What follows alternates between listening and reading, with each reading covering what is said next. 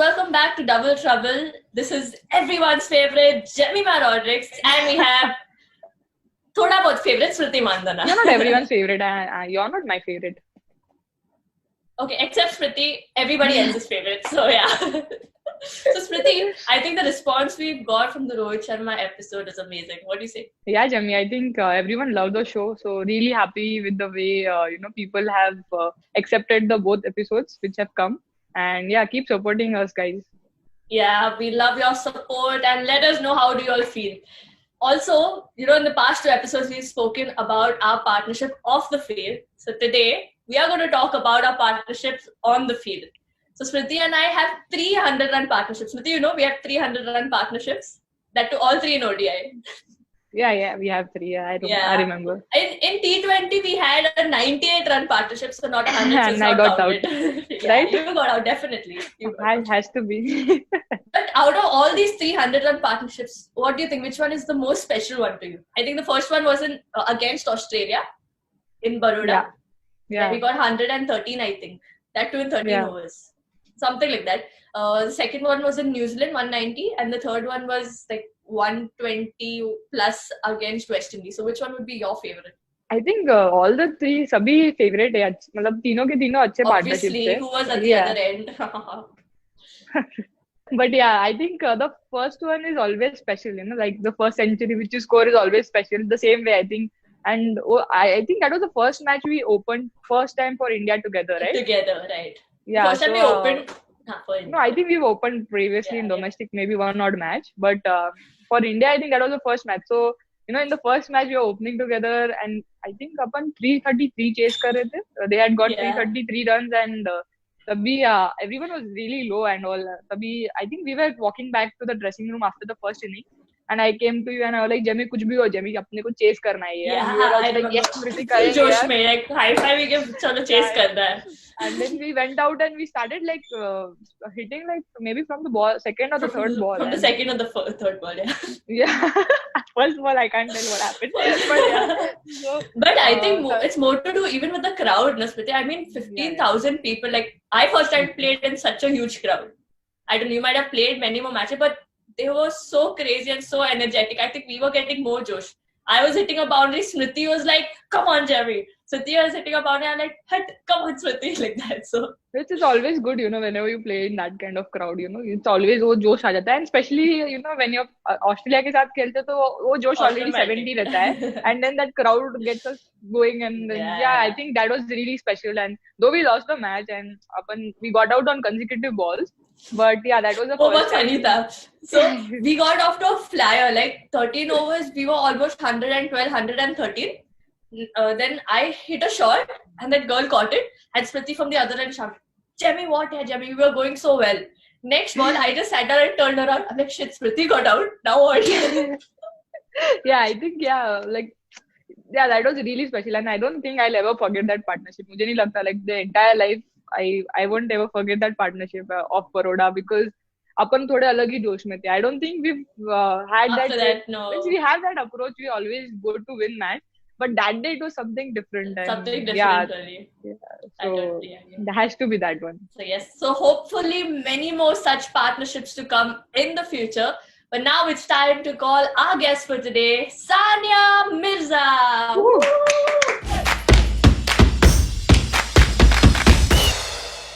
So how's been this lockdown treating you? I think this is the hot favorite question at this moment. Yeah. Everyone's just been asking, what are you up to? Nothing. The same like what you said when we were off camera. Just a couple hours of workout a day. I mean, I have a 17-month-old son, so he keeps me on my toes for a good number of hours in the day. And just staying home. Yeah, I mean, I came back from America about 5.5 weeks ago. I came back just in time before the lockdown had started. So I was first in self-isolation for like 2 weeks and then, everything was fine. So then, obviously we've been in home quarantine for the last, 5 weeks. So it's been, I guess it's been tough in many ways, but then there are a lot of people in other tougher situations, right? So yes. And we still have to be grateful. Do you at all need a trainer at this moment? Because your son will be making you run around throughout the house. I don't need a trainer. See, he's here. Oh yes, Hi. so sweet. Hi. Come.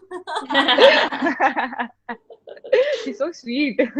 We have a special guest entry today, Smriti, on our show. Yeah. Say hi. You wanna Hi. say hi? You wanna say hi? Hi, He's Zach. a girl, so there's a good chance you'll get a hi from him. Oh, he's been trained well from the start, I guess. I mean, I didn't train him. It went without. It was a natural process. I'll video call him privately later. I think He's that two cute, kids will man. go around well. Okay, Two say kids, bye. Say your can goodbye. go around well. Bye. Bye. Cricket in India is like, a very popular sport, and there's so many other sports like hockey.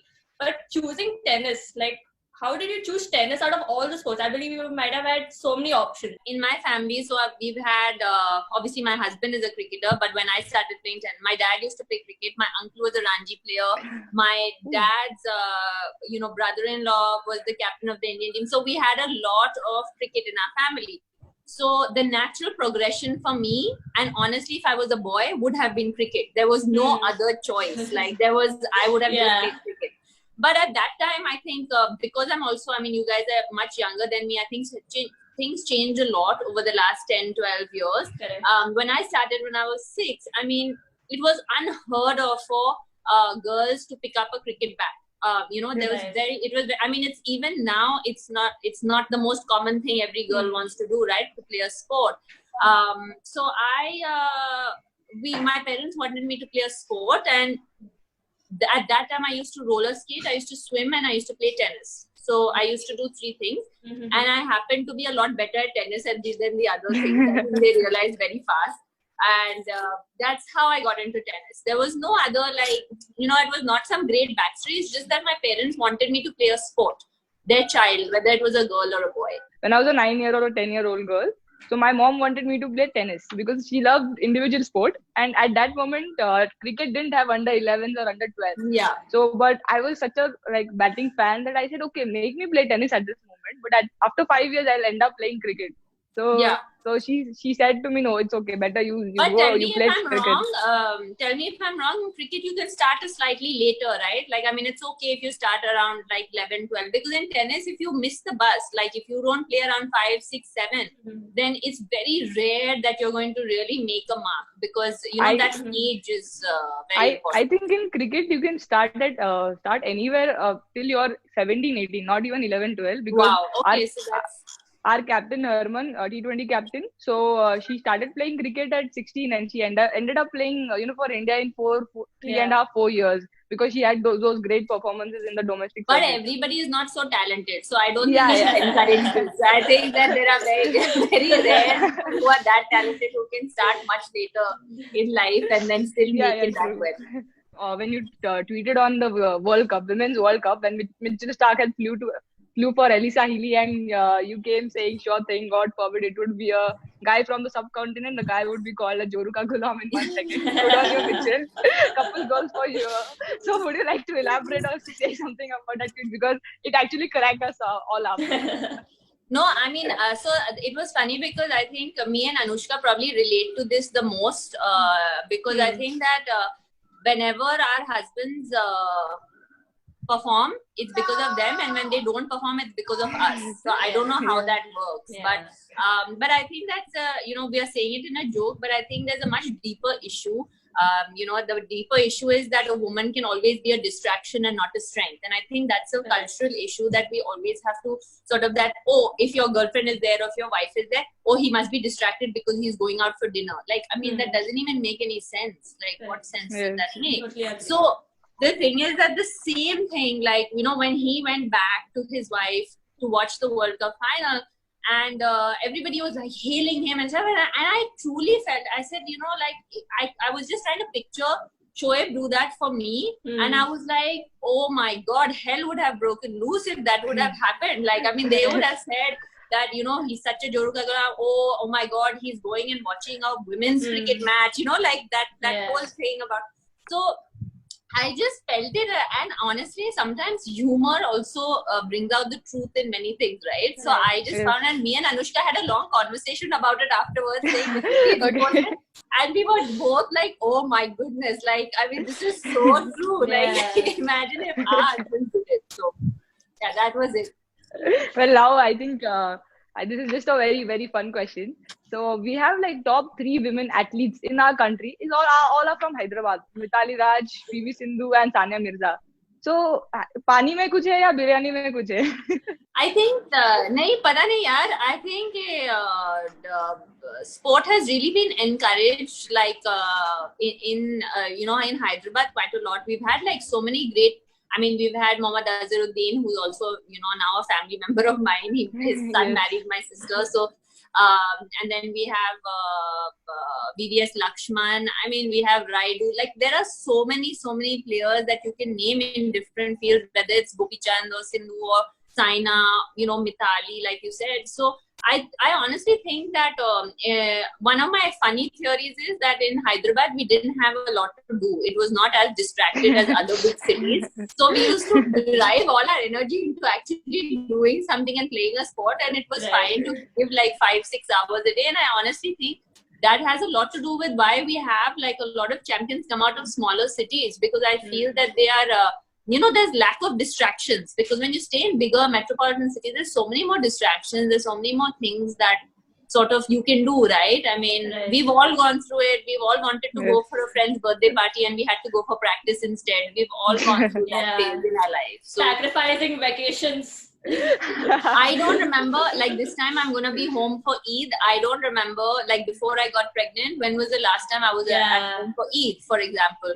Or for my birthday, actually, I would never, because I would be in training, because the off season would start. So I would either be in camp or like I would be sleeping on, so it's very, this time I went to Goa. Like, I mean, I was like, I've never done that in my life. I have a lot of friends, who are like literally complaining about long distance relationships and how difficult it is. And since it's a lockdown, many people can't meet. But for you, it's very different. Like, you've always been in a long distance relationship. So how difficult it has been for you, to manage that?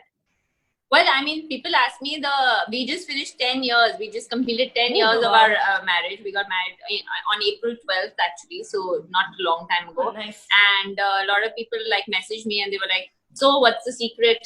And I said, well, the fact that we stay apart, that's the secret. No, less fights. No, I mean, but on a serious note, I think that all of us, like, whether it's cricketers or tennis players, I think athletes are so used to traveling. So any relationship we've ever had, it's always been long distance. I honestly think that if we spend every day together, we'll pull each other's hair out. Like, we need, we've gotten so, because we are always used to this lifestyle. And I think whether it's, I think that that's how it works. It's just a mentality thing, to be very honest. So, I mean, for us, it's very normal that we don't see each other for 5-6 weeks.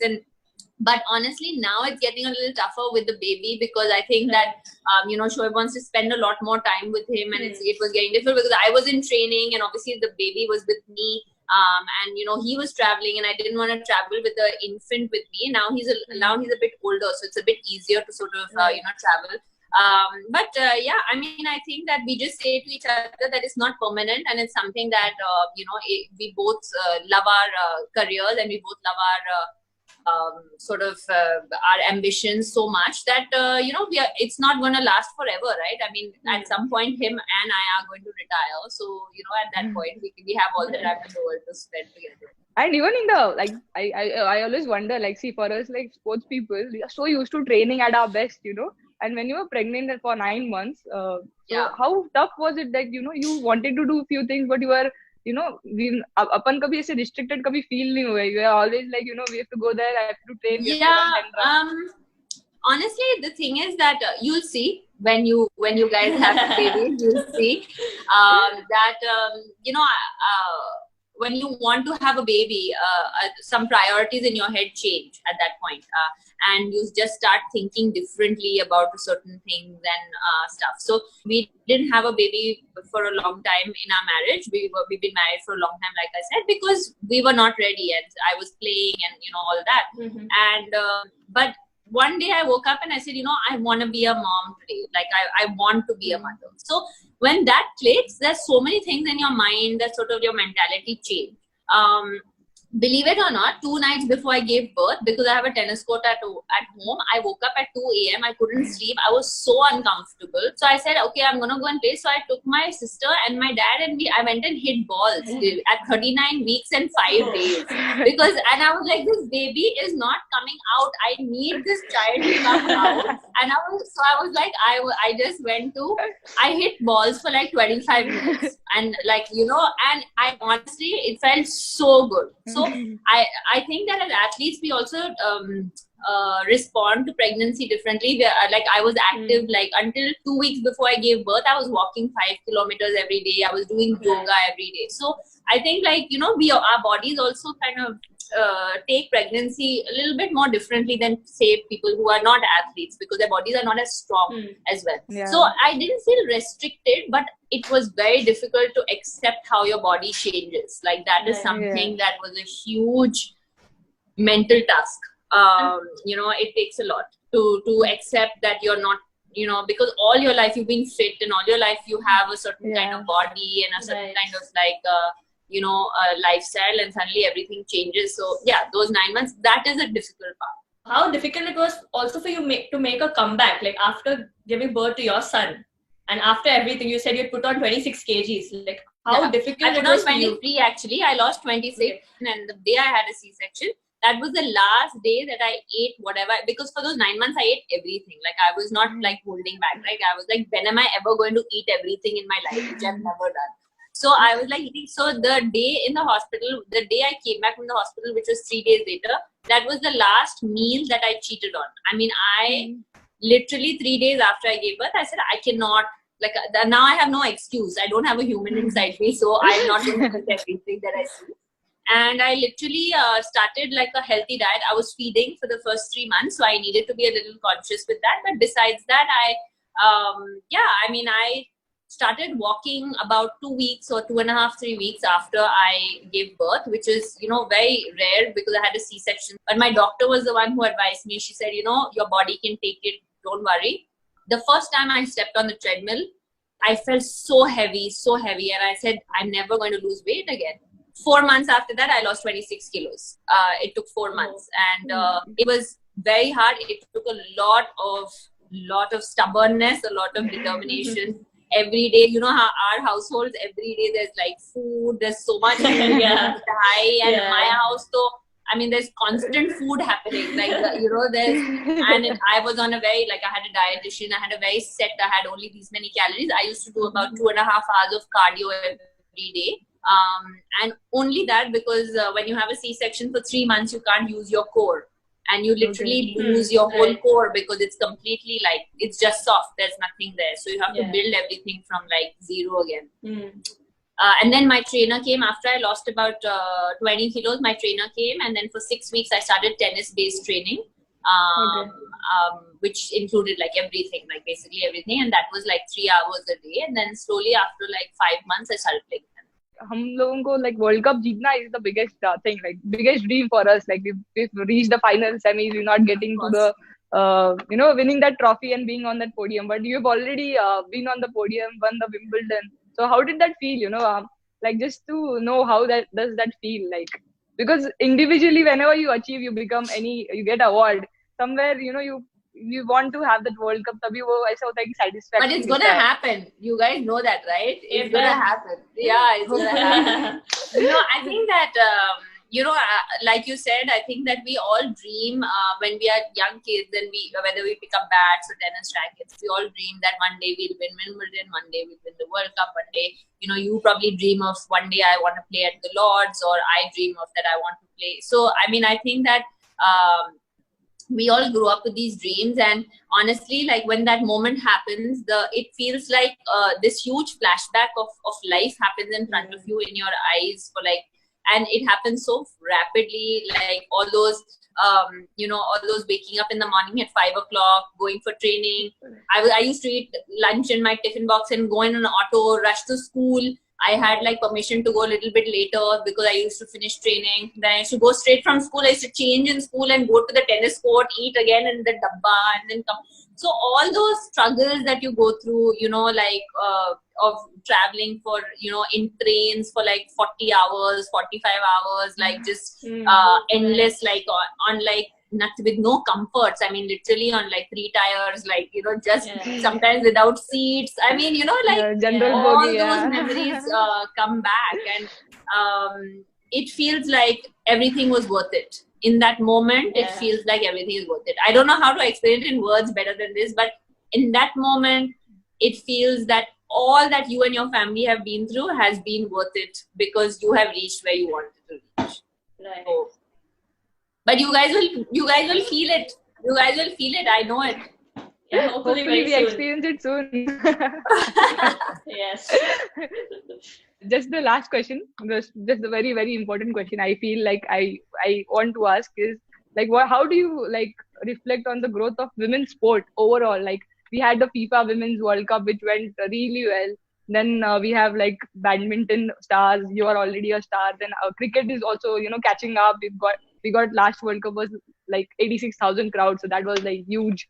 So like, what do you think? Like, how is the women's growth progressed? And what do you think we can improve on, and where can we get? But I think that from when I started, I mean, you guys won't believe it, but I used to play on tennis courts made out of cow dung. Like we used to literally made out of, you know, we used to have to get tetanus injections to go and play tennis because just in case we fell, there would be like an infection. So, I mean, that's the kind of courts and the facilities that we've come with. So, considering that to where we are today, we've come a long, long, long way. And when I started playing tennis, the only woman athlete, at least from here, from India, was PT Usha. Yes. There was no other person that you had ever heard of, or you know, who had made that kind of mark. And I think that what are we now, 25 years down the line, we are here today, and we can name at least 10 to 15 star athlete women who are from this country. And I think that itself shows you how much we have come, you know, or progressed, you know, from 25 years ago. I think that, like you said, I mean, it's you guys, it's whether it's Mithali is older. I mean, you know, she's someone that I have known and seen for a very long time, and now you guys are kind of taking that baton.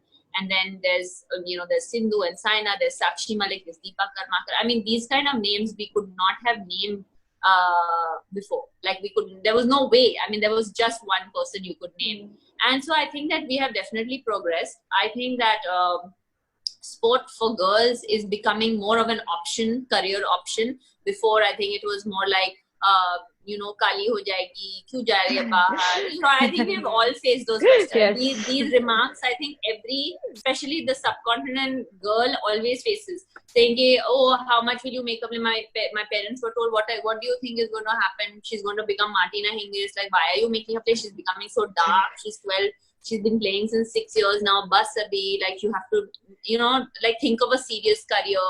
Things like that. And I think that mentality has definitely changed, yes. You know, and I think that the very fact that we've got so many achievers in women and girls from this side of the world and in general as well. I think, like you said, you had 86,000 crowd for, you know, that was unheard of before, like for a women's cricket match. So I think that definitely has changed.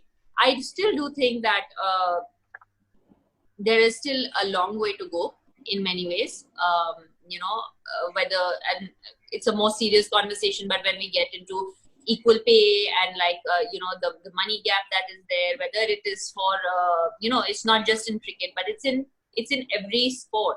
And tennis is probably one of the few ones that we get the equal prize money when we play Grand Slams. But in general, we don't get equal prize money, only for Grand Slams. I mean, it's, you know, so I think we are still questioned about why do you want to get equal prize money? And I think that until this question exists, we have to keep fighting, you know, because the question should not be why we should get equal prize money. The question is why not? Why not? Why should we not get equal prize money? So I think that is one issue, and then I think the marketing maybe is one other issue. I think that if women's sports gets marketed in different ways and marketed more, there'll definitely be more of a following. And I think that you girls playing the finals the last 2 times at the World Cup is proving that you guys are also really good at something that is a male sport, so to say. That many people talk about. So I think that this all together. Today, we have a responsibility as women athletes to really take this forward and hopefully not make women's sport come backwards. It should only move forward from here. And, I think shows like this, I was so happy when you said that you have 6 or 7 women athletes coming here because I think that's really important, for people to see because the struggle is real for everybody, whether you're a male or a female. I think it was great having you with us today, Sania. I mean, thank you so much for your time. Like, it's so inspiring to hear your story. Thanks for having me, guys. See, somebody's come in my house. I don't know who in lockdown has come in my house. It's so strange nowadays, na? Bell baji ki, are, who is it? Thanks, guys.